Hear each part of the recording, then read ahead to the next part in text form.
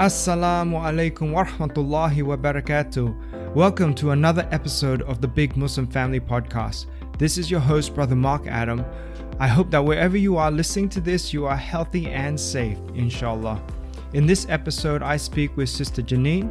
Sister Janine is a business coach, health consultant, and author.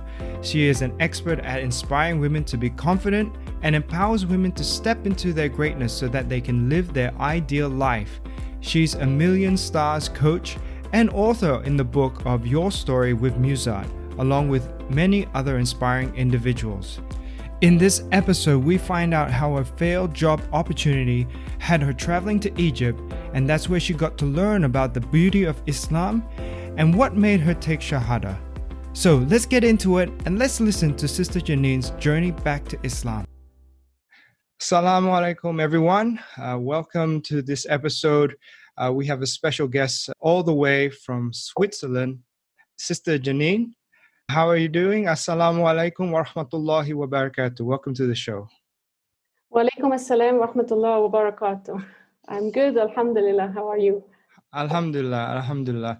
So thank you for spending your time on this weekend to be on here and to share your story about your journey back to Islam. But first of all, before we get into all of that, can you tell us where did you grow up? Well, I grew up in Switzerland, and that's where my whole life started here. Yeah. So did you grow up in a city or in a town? Because when I think about Switzerland, I think about the Alps and cows and the chocolates and things like that. So describe. Did you grow up in town or? No, I grew up in a small village, so not at all in town. So only when we had to buy like groceries and clothes, Right. I used to go with my parents to the town. And actually, I lived not in the mountains, but really in the flat land of Switzerland. So we used to go like in the holidays and things like this. We used to go to the mountains, do some hiking or even skiing there with my parents.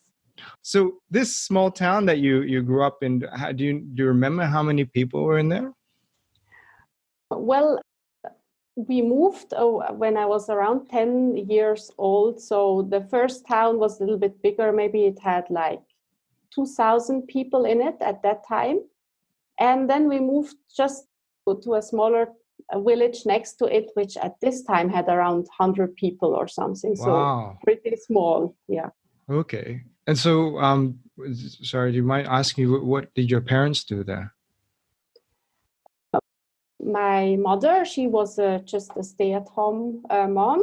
Okay. And my dad, if I knew how to say it in English, is like working in a factory that was making parts for the automobile industry. Okay. And he was like supervising like a whole area of that company. I see. Now in Switzerland, when you go to school, do you learn many languages or how many languages do you know? Well, I do know now I know English, French, and Arabic. But back at my time, we used only to learn French, like starting from like the 7th year of school. And then English actually was a lesson I could take. I didn't have to take it. So I chose to take English in my last year of school. But now they totally switched up the school system. Okay. And my boys, actually, they started English at 2nd or 3rd grade now. So that has changed. So it was a bit of a shift. Okay. So now are you living in a bigger town? Did you move to the city or? No, I didn't move to the city.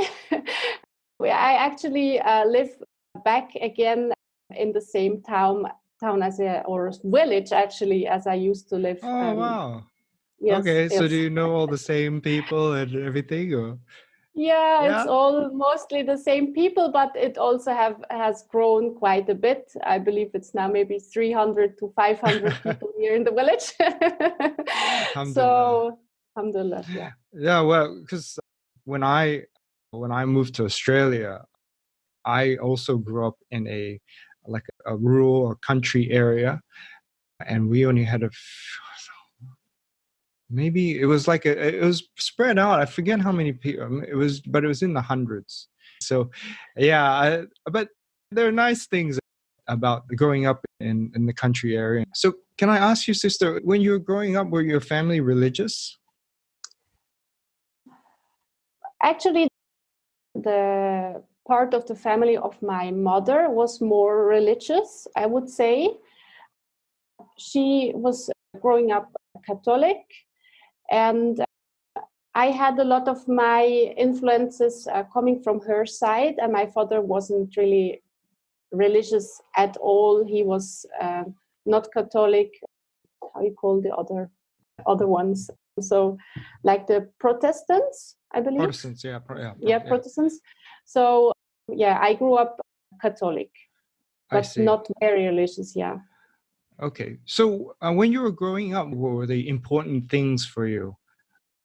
Well, what I used to love and I still like to do is to read. So I used to read when I was smaller. I read all those comic books and so on.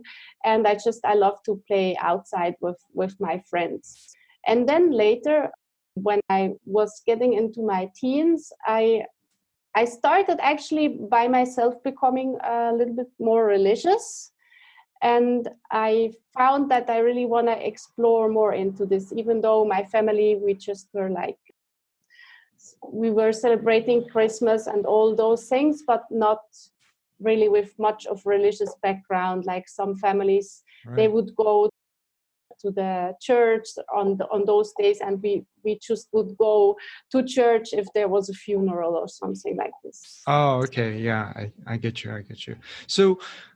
So at this time, you were mainly focusing on Catholicism at the time? Yes.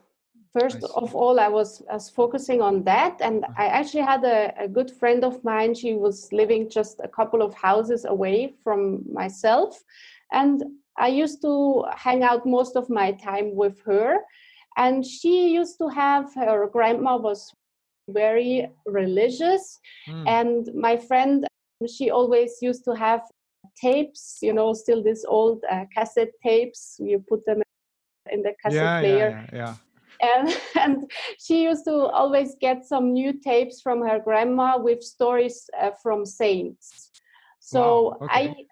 I heard that at her house, and I was like fascinated by those stories, and I felt inspired. And after a while, I started going with my friend to the church, which was quite a bit away. So we actually took our bicycles on Sunday morning, and we have to drive, maybe it's like 5 kilometers from our house. So we actually would go do an effort and go to church. Yeah. And that was maybe for 1 or 2 years that it was really like this. And I focused on the religion. Alhamdulillah. Okay, that's interesting.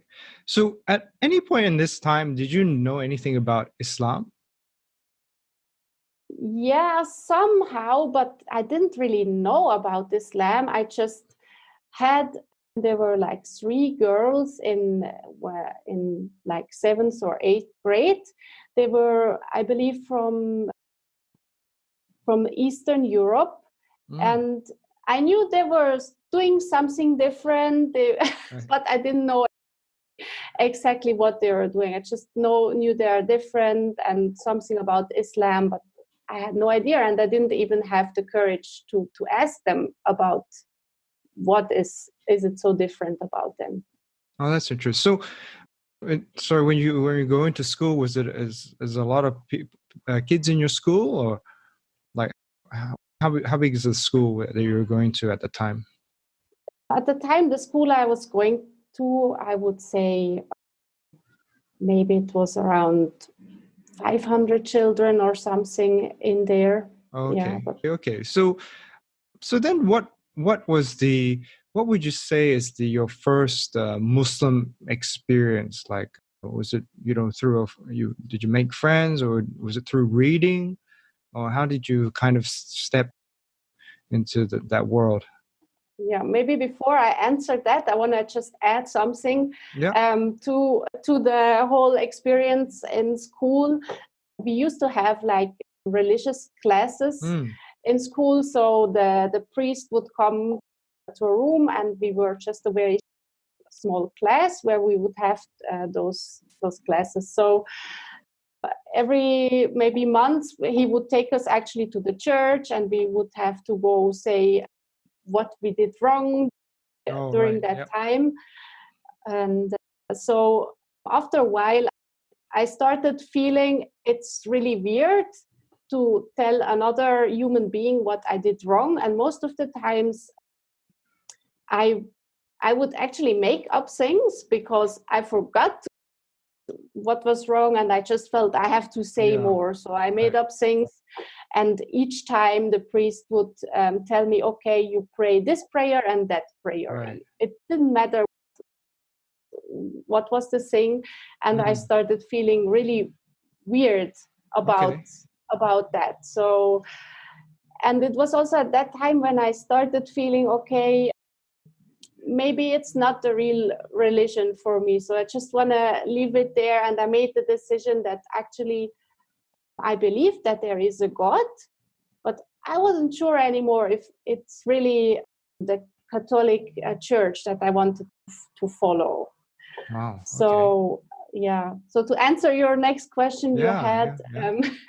So what was the next step after that? Because this is it's a turning point here. Yeah, it's a turning point. Yeah. So the next step for me was that I decided there is a God, but I'm not sure, and that I wanted to actually explore other religions and to see which is the right one. So I made the bold decision that I wouldn't be going to the Catholic Church anymore, and there was just an event coming up where you actually like declare that you belong to the church. I don't remember the exact term for that in English, but I decided I won't do that, and so I declared that in front of my family, and we like canceled the whole thing. So is it communion or? No, it's not a communion. That was earlier. That was when I was like 7 years old or something. Oh, okay. Yeah. Wow. And how did your family take it at that time? Well, as they were not so religious, they were okay. They say it's okay, do what you are happy with. So yeah, that was quite a relief. Okay. So then you were searching.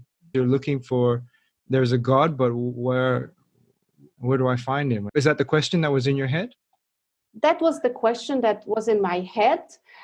Just the thing was that when you are in your teens, I got so busy with everything else that I still had that question, but it was only till years later that I truly took the time to figure out. So I got busy with my teens, I learned a job, and many things happened in my life. And then only later on where I really started searching. Okay, so tell us about that. Where did you start? Did you keep with like Catholicism and Christianity, or did you start looking elsewhere? Yeah, so it started really where I was looking for it, or actually reminded about looking again for the answer that I was looking for when I first traveled to Egypt. So I had a friend, or actually the same friend, like I told you before, which I used to hang out with her. Oh, really? Yeah. So we were really friends for a long time. So we wanted to go in a vacation. I believe it was somewhere else, but somehow we ended up in Egypt.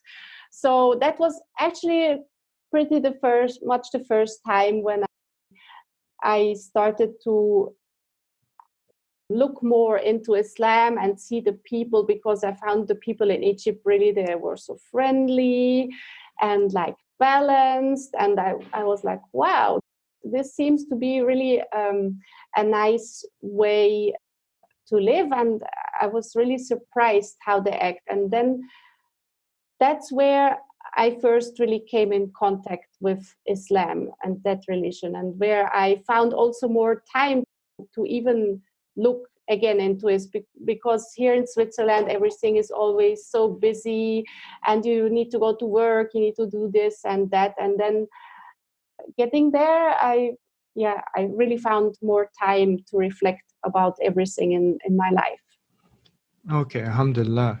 So this is your first kind of experience with Islam, being in Egypt, and then will you manage to get some books at that time, or how did you start looking into Islam? Well, at that time, I didn't get any books at all. I went there basically for a vacation. I came back.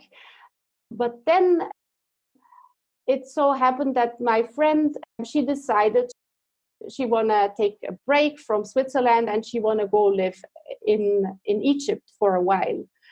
And she actually asked me if I want to come, and I couldn't because I was going just to start a new job, and I felt this was going to be a great career for me. So she left and I stayed. But alhamdulillah, by the mercy of Allah, I couldn't start the job. Something went totally wrong. And at that time, it was really like, I felt it's so terrible. I just had taken a new apartment, and and I was so looking forward to start this job. It was going to be very good pay. That was like a high position. And the lady who was going to start that company just basically like disappeared. So I made the decision, okay, this is not working. And at that time also, it was about 2 or 3 months away from my sister's wedding. So I couldn't really leave. I had to stay. So I decided after a while, okay, I'm going to go to Egypt. I wait till my sister get married so I can help her get organized, everything, be there for the wedding.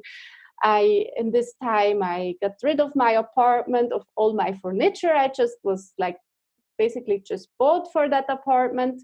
And somehow I was working like 2-3 small jobs at the time so I can earn some income. But somehow everything just went well, even it was a bad experience. Right. It's like Allah just made everything work. Even my car, I just sold it like 1 or 2 days before I was leaving in the airplane for Egypt. So, oh wow, okay. Alhamdulillah, it was like getting me to Egypt. So yeah, alhamdulillah. So, okay, then let's find out. Like, how long did you end up staying in Egypt? Well, I stayed there. I met my now husband there in Egypt, and I pretty much stayed there. Yeah, I believe it was in 2002 or 2003 when I went there. Uh-huh. And we came back to live in Switzerland in 2012 after the Egyptian Revolution. Oh, wow. Okay. Yeah.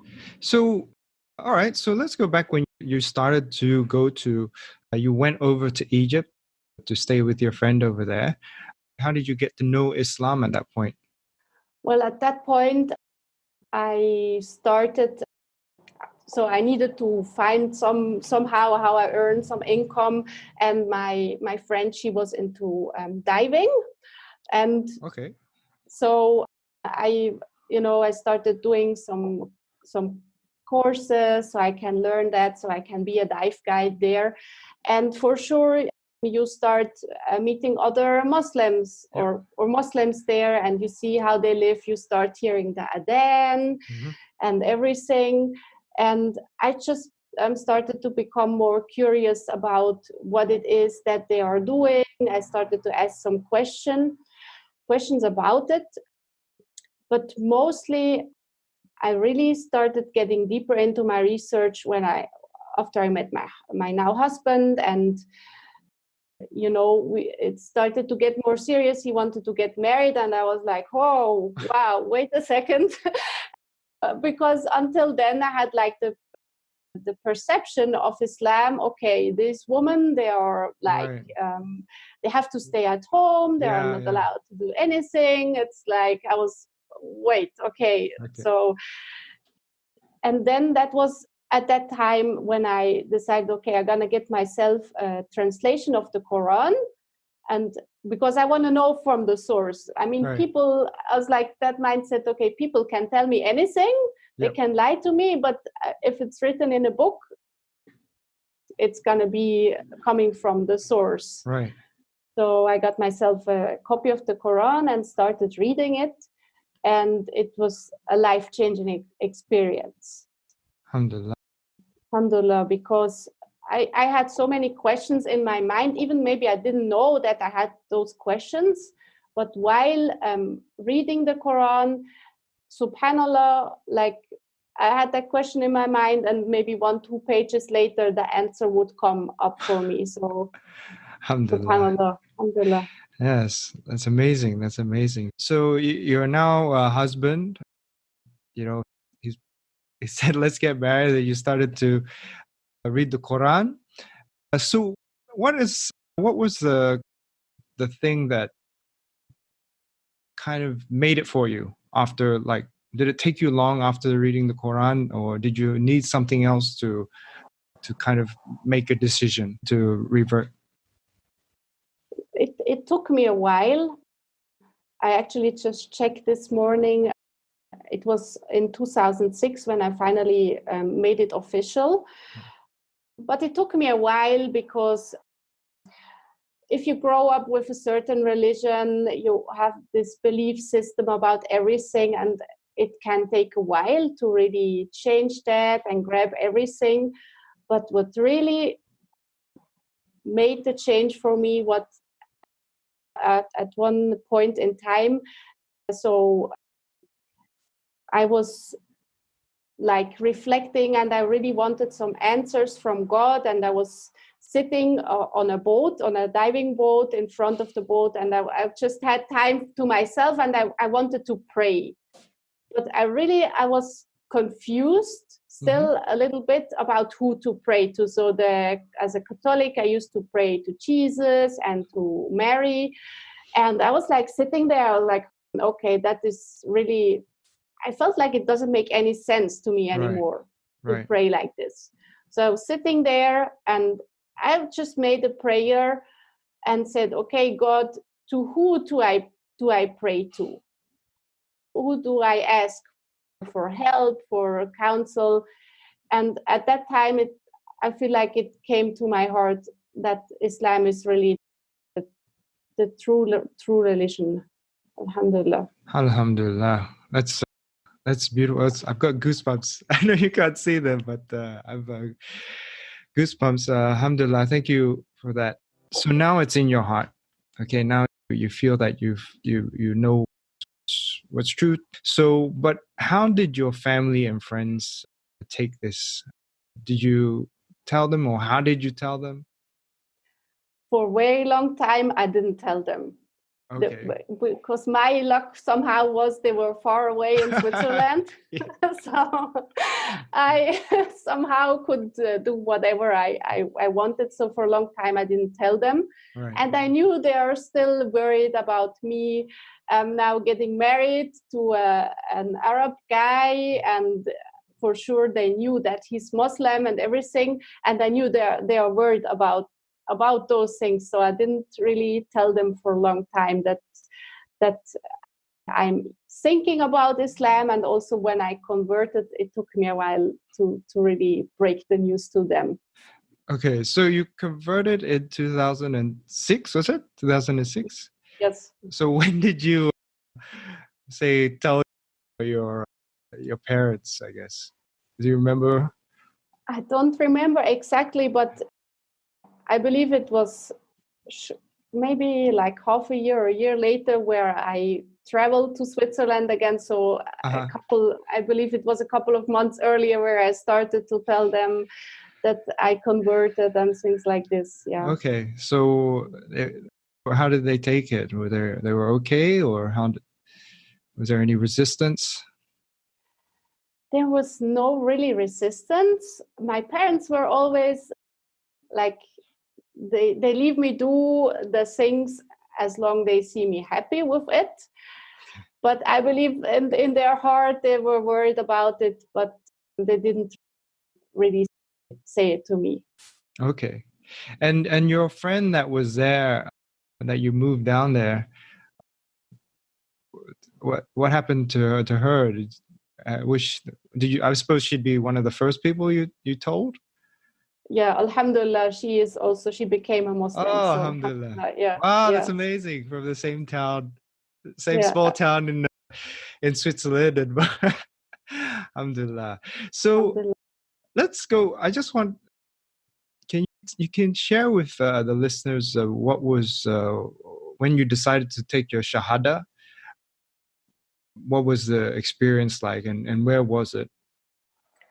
So I actually took like 2 shahadas. So one was just like between me and Allah, Yes. when I really decided to do it. And then later on, I went to Al Azhar Masjid and I did it there officially, and Wow. I got the Okay. paper. So, Okay. but it was really just, I felt like my heart opened and a big stone was lifted from my heart when I really did my shahada with Allah. So alhamdulillah, that was the best thing. And before I made the decision, I was always worrying, oh, what is my family gonna say?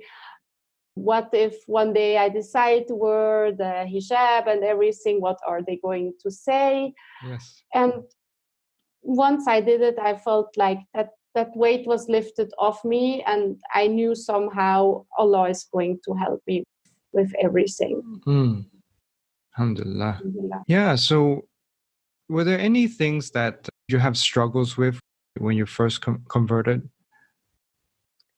Yeah. So when I first converted, I was at that time, my husband and I, we were married, and we were actually working on a diving safari boat on the Red Sea. Oh. So every week we would get new guests there coming from Germany or from the UK. Okay. And we would take them a whole week. We drive down south on the Red Sea and we stay for the whole week on that diving boat. So at that time, I didn't wear any hijab or something like this. So, but I started to dress more and more conservatively. And yeah, sometimes it just was difficult to like deal with the guests somehow, because at night they like to drink alcohol Right, and things yeah. like this. So I started more and more separating myself from them when, you know, I go back in my room or I just go sit somewhere else. So that was difficult at times to do. Yeah. And then later on, I decided, okay, I'm gonna try to look a little bit more Muslim. So after a while, I wore like a bandana on my head. And then actually the weird experience was that my boss at that time, he was Egyptian and Muslim. Okay. When he saw me, he was like, you know, that look in his face, what happened to you? You know, I thought you are a foreigner and now you start looking Muslim. So that But was your husband's really... on the same boat, right? Yes. Okay, all He's right. in the same boat. Yeah, alhamdulillah, yeah. So what did the captain say then? He was your boss. No. What did your So boss the say? captain wasn't my boss. So it was like the boss was actually in his office in Hurghada, and you know, he just overlooked everything. So he had like a whole fleet of boats. So the captain and the whole crew, they were so happy, you know, to know that I converted. They felt really inspired and they wanted to know the story, why and everything. So Alhamdulillah. Alhamdulillah. Alhamdulillah. So all right, so you've gone to that. Did you stay with that job until 2012 or did you change? No, I changed my job. After I took my Shahada in 2006, I stayed a while on the boat, but I felt I can't be doing this for the rest of my life. And one thing that really hit me that I wanted to change my job was that one time we got like a Russian group of people and they knew us from before. So I just wanted and one of the guys just came and hugged me, and I was like, hey, just, I was, and then I said, okay, I need to somehow change what I'm doing. And also we wanted to start a family, so diving and family doesn't really match together. So I started looking, what else could I do to make it happen? I see. So what ended up? What kind of job did you end up finding? Well, I was looking for some like normal jobs at first, and at that time I started to wear the hijab, alhamdulillah, the headscarf and everything, and it was actually one of the jobs even told me, your hijab, what you wear is too strong. So they didn't want me for that job because of even in Egypt, in Cairo. So that's interesting. It can even be difficult there to find a job because of what you wear. So I decided I want to find something where I can work from home. And I was looking into different things, and I ended up working from home. Okay. Alhamdulillah. Yeah. Okay, so can I ask you about what happened when you went back to your small town, back to Switzerland? Did you had your hijab on and your families moved back? What were the kind of struggles? Did you have any struggles coming back? Yes, sure. Yeah. So many people,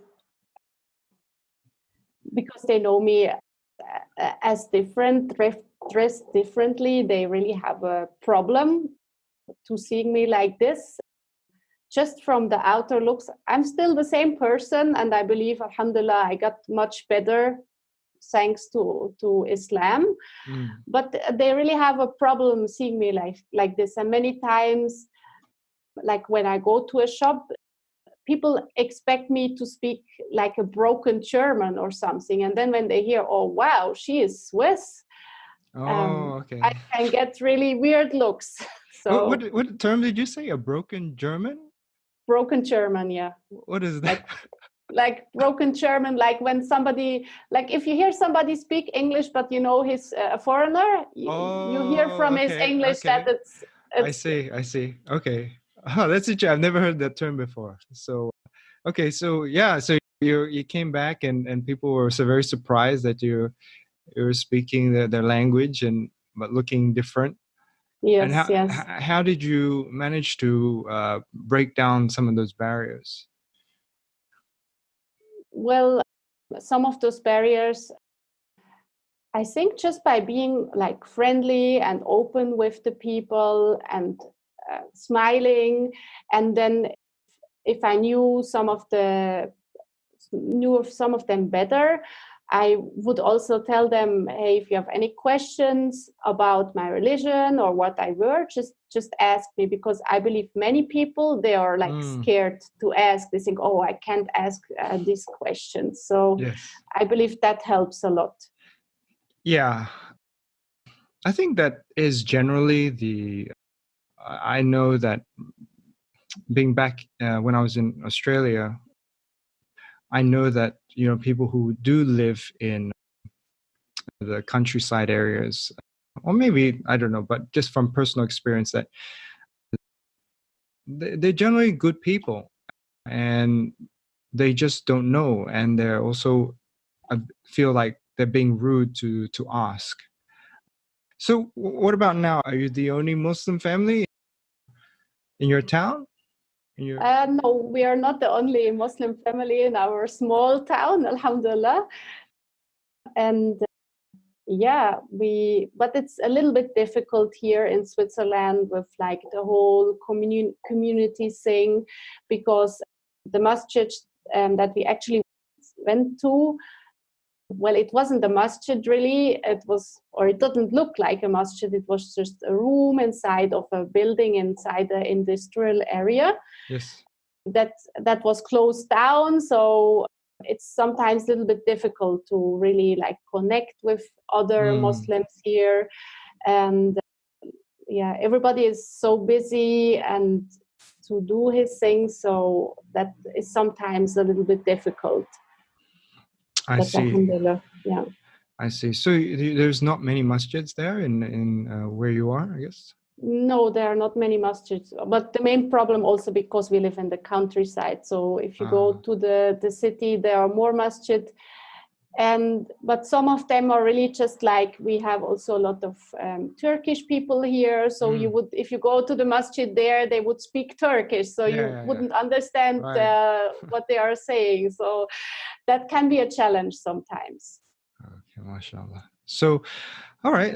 So were you, in your experience, what would you like to see, or do you think that can be anything improved for people who are like reverting back to Islam? Yes, for sure. There can be many things improved, because sometimes I feel like there is a lot of support and help while people are looking for the way and to find the truth. But after this, sometimes it can be that there's suddenly no more support. You don't know where to go to, where to ask the questions. Right. So that would be really a good thing if there is more support after that for the people who converted. Yeah. I that's one thing that I hope that we have, that this podcast can help people who have taken, the shahada at the masjid, and after Friday prayers, and then sometimes they can fall away by the side. So I hope that we can maybe establish something like a movement where, if these people, the reverts that come back, they are paired up, or they have a support system in that area to at least help them. And I hope that your story also helps them as well.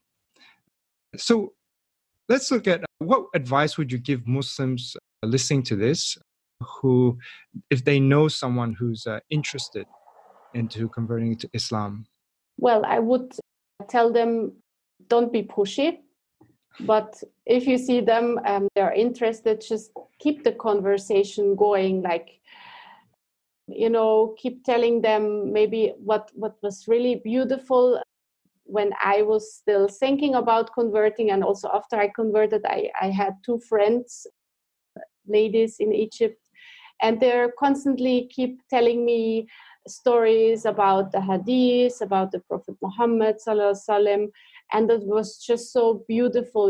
They keep like dropping those things inside of me, and that was really beautiful. So if you just keep on sharing, maybe you find a video online from somebody who converted and you share that with them, or just like keep sharing small pieces of things with them. And maybe if you can invite them to come to the masjid one time.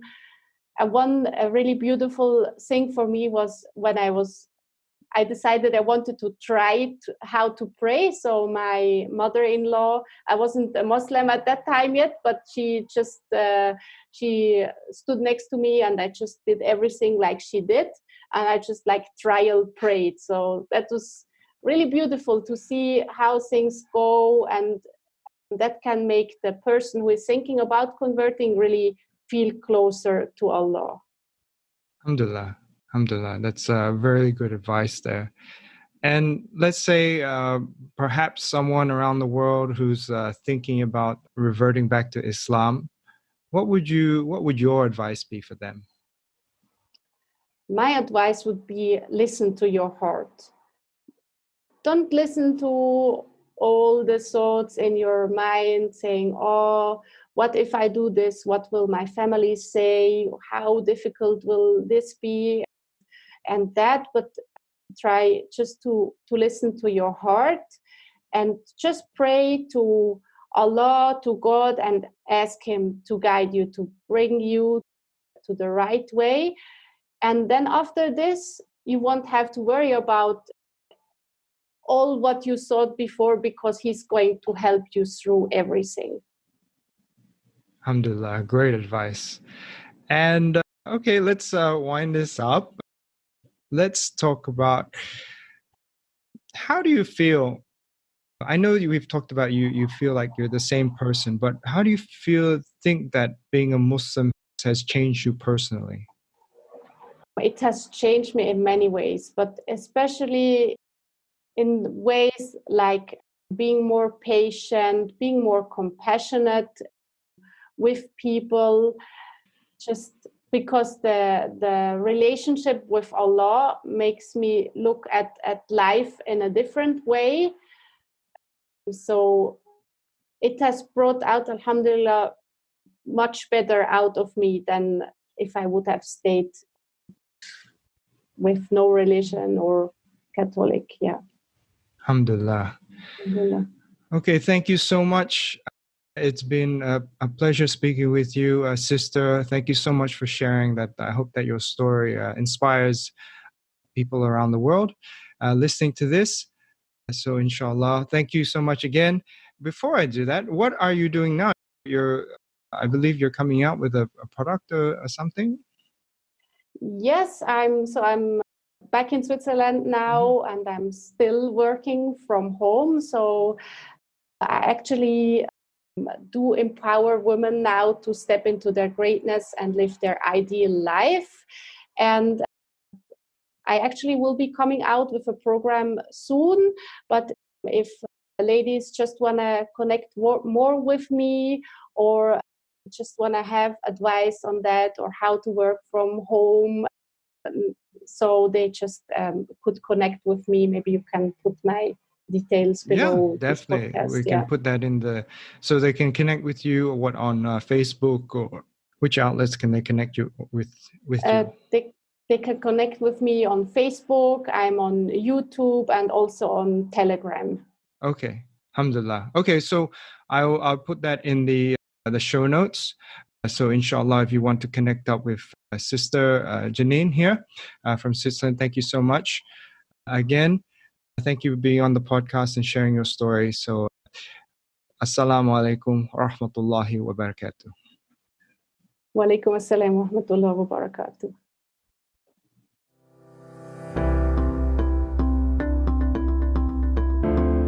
Alhamdulillah, I really love listening to Revert stories, don't you? I know my mother does. She's one of my biggest podcast supporters. Alhamdulillah, alhamdulillah. So what did you think of the episode? Let us know on our Facebook or Instagram channels. You can go to facebook.com/Big Muslim Family, or on Instagram account, it's @Big Muslim Family. We would love to connect with you there. On the next episode, we'll be speaking with Brother Arslan, who will be sharing with us about living life as a Muslim in Norway. This year, during Ramadan, the typical fasting day lasted 19 hours. So you won't want to miss this one. I want to say a big, massive thank you for all you brothers and sisters out there listening to this. And once again, if you could support us and share this podcast with at least one person in your life, that would be amazing. Once again, I'm your host, Brother Mark Adam. Inshallah, I will see you in the next episode. Assalamu alaikum wa rahmatullahi wa barakatuh.